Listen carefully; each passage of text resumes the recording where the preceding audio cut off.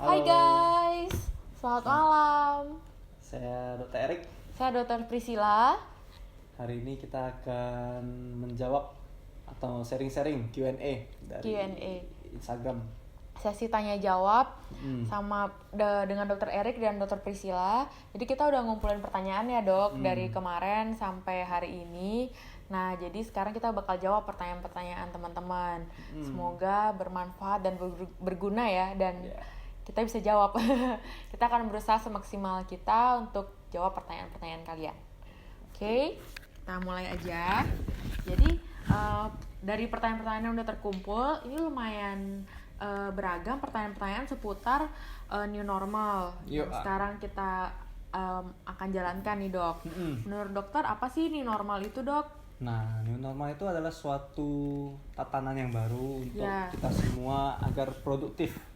Untuk seluruh masyarakat agar produktif di era pandemi ini. Dan produktif dan aman ya dok? Produktif dan aman. Dan tata caranya gimana? Yang pertama pasti jaga jarak, physical distancing. Yang kedua pakai masker yang benar, yang menutup antara lubang hidung sama mulut, menutup ya.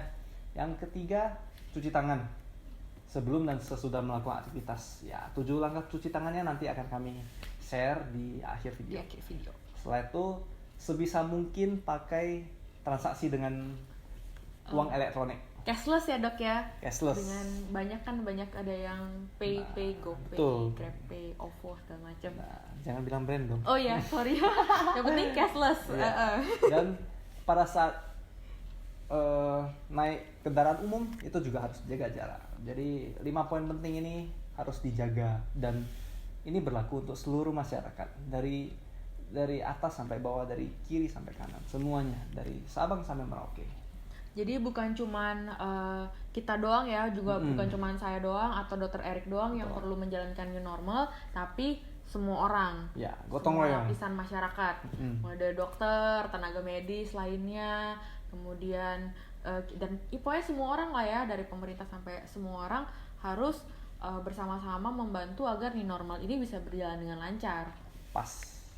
Nah, kan banyak nih yang aktivitasnya karena nggak bisa ke pantai, nggak bisa kayak nongki-nongki gitu ya dok ya. Jadi orang olahraga.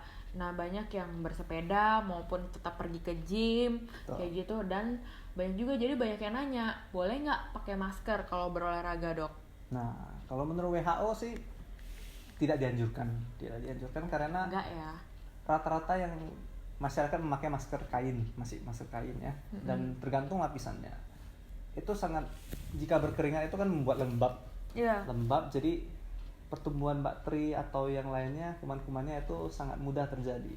Dan tempat baru malahan ya dok ya. Jangan sampai kita mau olahraga untuk sehat, jadinya terpapar sama penyakit lain misalnya gitu. Jadi memang tidak disarankan, namun ya kalau memang tempat untuk olahraganya yang rame ya usahakan cari tempat yang lebih sepi. Kalau misalnya bersepeda ya paling banyak 2 orang saja cukup. Ya, dan itu pun harus jaga jarak. Kembali lagi ke new normal, physical distancing sama pakai masker. Jadi dok, ada lagi nih, lanjut. Banyak juga nih yang nanya tentang ada nggak kriteria misalnya kalau pasien mau bepergian keluar kota.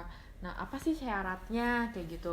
Nah, setelah saya cari tahu nih, memang dari gugus tugas percepatan COVID itu udah mengeluarkan surat edaran yang memberitahu apa aja syarat-syarat kalau misalnya seseorang ingin bepergian keluar kota, misalnya dengan pesawat terbang, atau syarat-syarat pesawat terbangnya, proses dari kita datang sampai kita boarding sampai kita sampai itu seperti apa tuh udah dijelasin di surat edaran tersebut. Tapi ada perbedaannya. Jadi dulunya surat edaran ini itu syaratnya yaitu punya KTP. Kemudian yang kedua harus ada hasil tes swab PCR itu maksimal 7 hari. Kemudian rapid test dengan hasil non reaktif itu maksimal 3 hari. Kemudian disertai dengan surat keterangan sehat. Jadi misalnya tidak lagi sedang batuk, pilek, flu, bersin seperti itu, enggak kayak gitu. Namun kemarin beberapa hari yang lalu udah sempat diubah. Jadi diperpanjang waktu expired date surat tersebut jadi 14 hari. Jadi hasil PCR-nya maupun rapid test-nya masih berlaku selama 14 hari.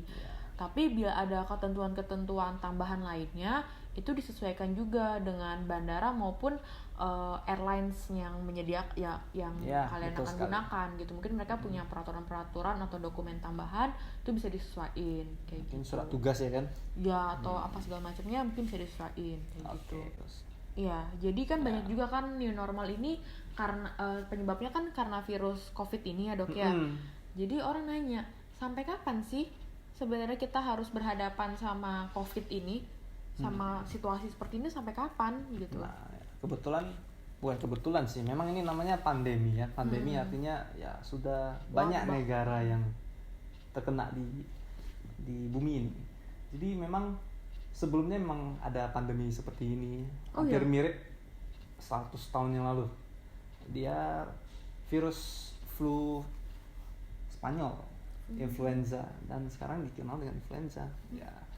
Jadi dulunya itu mungkin 20 sampai 50 juta yang meninggal tercatat kan. Ya, dan sekarang seperti flu-like syndrome gitu ya. Biasa aja flu-like syndrome. Ya, maksudnya memang ada gejala pada beberapa orang, ada juga yang walaupun terkena virus ini pun tidak menunjukkan gejala, dan karena pandeminya sudah lewat, itu kan berarti cara penanganannya sudah ada, angka kematiannya sudah bisa ditekan, dan yang kita harapkan ya ini merupakan proses transisi itu. Jadi kita harus tetap sabar, tetap menjalankan protap-protap yang new normal itu.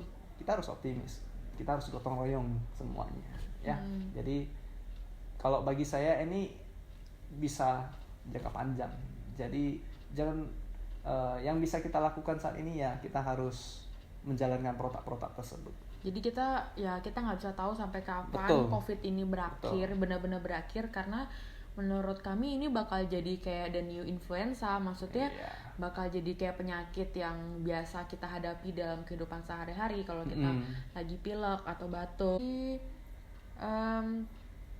ada nanya, kan kita mesti kalau untuk penjagaan virus kan salah satunya kita pakai masker.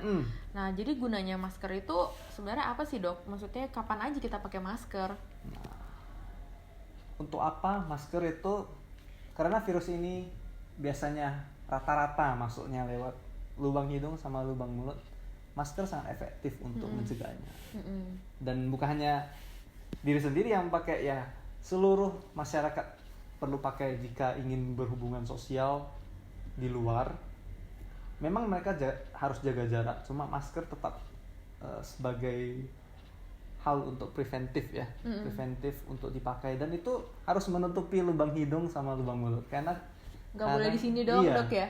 Ada yang pakai masker taruhnya di sini, ada yang pakai masker cuma tutup mulutnya, lubang hidungnya terhirup juga. Jadi aerosol sama dropletnya yang orang lain keluarkan itu akan sama memiliki aja resiko ya, untuk terhirupnya, walaupun benar-benar sudah physical distancing. Jadi ya intinya harus pemakaian yang benar. Nah, ada yang juga tanya nih, apa sih beda infeksi virus COVID dengan virus yang lainnya? Menurut kamu gimana, Dr. Priscil? Jadi, tapi ada juga nih, Dok. Sekaligus ya saya jawabnya, karena ada yang nanya juga. Ada yang keluhannya alergi. Kalau alergi sama batuk-batuk, itu gimana bedain sama virus COVID-19? Gaskan. Jadi saya sekaligus jawab. Beda sih. Karena kalau misalnya alergi, pertama kita harus tahu kayak COVID-19 gejalanya seperti apa. Misalnya kayak demam, ya kan. COVID-19 itu demamnya biasanya tinggi, lebih dari 38,5. Sedangkan pada alergi tidak disertai demam, dan pada infeksi virus lainnya itu biasanya demamnya tidak terlalu tinggi, di bawah lah, di bawah 38,5 kayak gitu. Kemudian ada gejala batuknya juga. Memang ketiganya bisa menimbulkan gejala batuk-batuk. Namun pada COVID-19 biasanya batuknya batuk kering dan lebih persisten kayak gitu, lebih terus-terusan artinya. Kemudian untuk yang lainnya sesak nafas. Jadi pada COVID-19 ini umum ya kita jumpai pasiennya dengan keluhan sesak nafas yang mendominasi kayak gitu. Untuk keluhan penyakit virus, infeksi virus lainnya maupun alergi biasanya nggak sampai sesek kayak gitu. Jadinya ya bisa kita lihat kalau misalnya dia demam, batuk terus-terusan, sesak, itu udah curiga banget ke arah sana. Nah nanti harus diperiksa lagi sama dokternya sih. Ada sih misalnya kayak tanda-tanda yang bisa ditemukan oleh dokter, pemeriksaan fisik maupun pemeriksaan penunjang yang bisa membedakan antara ini adalah suatu infeksi virus COVID-19 maupun alergi ataupun virus lainnya. Betul. Gitu. Karena yang pasti kan memang ketiga ini bisa sama-sama bersin, sama-sama agak rada pilek kayak gitu kan. Terus bisa juga ada yang matanya merah karena alergi tersebut. Macam-macam sih. Cuman yang paling utama ya tadi itu gejala-gejala COVID-19 yang khas itu. Untuk pastinya gimana dok? Kita tahu itu COVID-19 perlu. Untuk pastinya ya perlu pemeriksaan. Rapid test boleh lah. Tapi itu bukan swab. Oke. Selanjutnya ada yang tanya nih Dokter Priscil. Ya. Orang diare.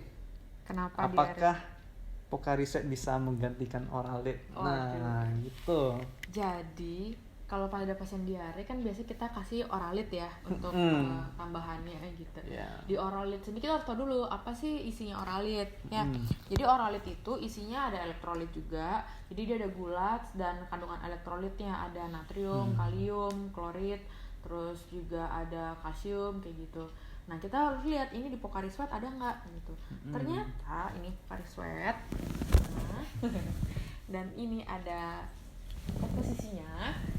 komposisinya tuh mirip. Jadi di Pocari Sweat tuh juga ternyata ada zat gulanya, terus ada elektrolitnya juga, natrium, kalium, kalsium, magnesium, chloride itu ada.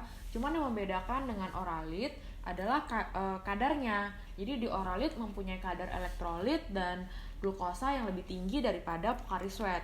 Dan itu memang dibutuhkan oleh tubuh kita bila kita dalam keadaan yang kekurangan cairan kayak gitu, dengan kondisi misalnya diare kayak gitu, kekurangan cairan, sehingga biasa diresepkan Oralit. Nah untuk tambahannya Pocari Sweat tentu aja bisa kita konsumsi juga untuk tambahan dari Oralit tersebut kayak gitu, nggak masalah, boleh diminum, namun ya perbedaannya kadarnya.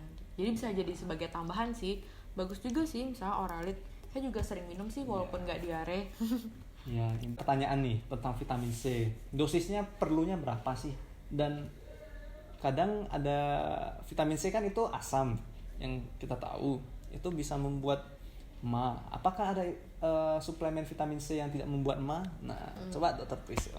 Jadi vitamin C itu ya sih, vitamin C itu asalnya tuh dari nama lainnya, nama ilmiah kimianya itu asam askorbat. Nah itu tuh sebuah antioksidan, kemudian vitamin yang larut dalam air. Ya fungsinya macam-macam. Jadi dia bisa membantu untuk penyembuhan luka kan tadi sebagai antioksidan. Kemudian dia juga membantu menjaga daya tahan tubuh, dan kemudian dia untuk pasien-pasien yang biasanya ada gejala infeksi saluran nafas atas itu lebih cepat ininya waktu dia sembuhnya. Jadi kayak misalnya orang sakit 2 minggu, ini karena dia rutin minum vitamin C atau dibantu dengan vitamin C, jadi lebih cepat sembuhnya kayak gitu.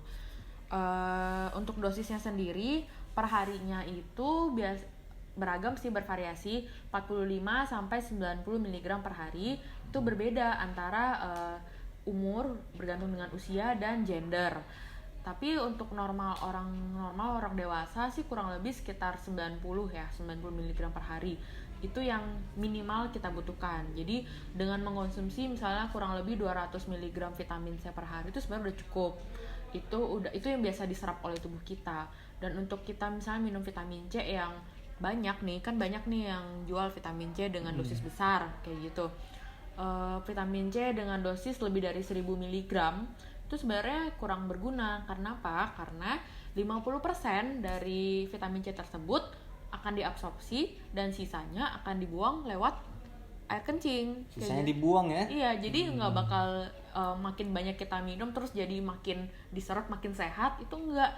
Jadi yang butuh aja, tubuh kita butuhnya berapa, ya? Sisanya bakal dibuang. Makanya juga bisa jadi warna kuning ya kencing kita kayak gitu. Untuk yang supaya nggak bisa buat nggak mah, itu sebenarnya vitamin C kan soalnya base nya asam.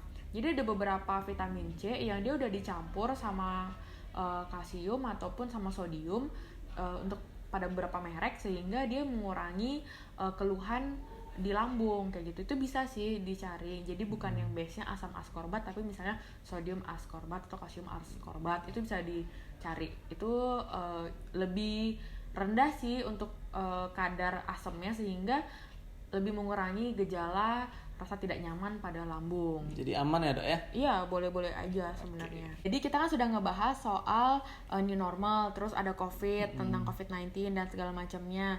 Yang perlu kita ketahui adalah gimana cara kita menjaga agar daya tahan tubuh kita tetap fit, tetap sehat, seperti itu. Nah, dan cara-cara menghindari virus ini kayak gitu. Tadi kayak sempat udah disampaikan sih sama dokter Erik sedikit. Nah, kita rangkum ya dari semuanya. Jadi tipsnya yaitu pertama kita harus cuci tangan. Cuci tangan wajib. Nanti kita akan bagi tipsnya di akhir sesi. 7 langkah cuci tangan. Itu sangat mudah sekali ya. Kemudian physical distancing. Physical distancing penting 1-2 meter. Iya. Yang ketiga apa dok? Memakai masker. Pakai masker, benar. Pakai masker harus yang benar ya dok ya, kayak harus tadi. yang benar. Itu harus benar, wajib. Kemudian kita hindari tempat-tempat yang ramai, yang banyak orangnya tuh dihindari dulu. Mending kita stay at home aja. Kemudian menghindari menyentuh mata, hidung sama mulut. Iya. Menghindari menyentuh bagian wajah sebelum cuci tangan. Setelah itu. Selanjutnya apa dok? Olahraga yang rutin. Betul teratur. sekali. Olahraga yang rutin dan teratur, minimal 3-4 kali boleh. 10-15 menit sekali olahraga. Cukup ya, dok, Sudah cukup. Yang penting ada aktivitas fisik. Dan yang nggak kalah pentingnya, kalau misalnya kita harus aware sama diri kita kan. Betul. Jadi kalau misalnya kita ada keluhan batuk, pilek, demam sampai sesak, jangan lupa untuk segera mencari pertolongan. Jadi kita bisa kemana nih dok? Kita harus cari Dimana-mana siapa? fasilitas kesehatan pertama, kedua, ketiga semuanya ready untuk menangani itu. Jadi tidak perlu takut. Jadi kita tetap harus, mencari konsultasi ya dok ya. Pasti. Nggak boleh Wajib. disimpan-simpan sendiri kayak gitu. Ya bagusnya sih begitu. Baiklah, kita akhiri sesi tanya jawab ini. Semoga berguna, bermanfaat bagi teman-teman semua. Dan kita minta maaf ya kalau misalnya ada pertanyaan-pertanyaan yang belum terjawab, ataupun ada kata-kata kita yang kurang berkenan atau sharing salah, kita minta maaf. Semoga kita bisa ketemu di lain kesempatan. Ya, sehat terus semuanya. Semoga semua dilindungi dalam kesehatan. Ya. Stay safe, stay hydrated. Oke. Bye-bye. Dadah.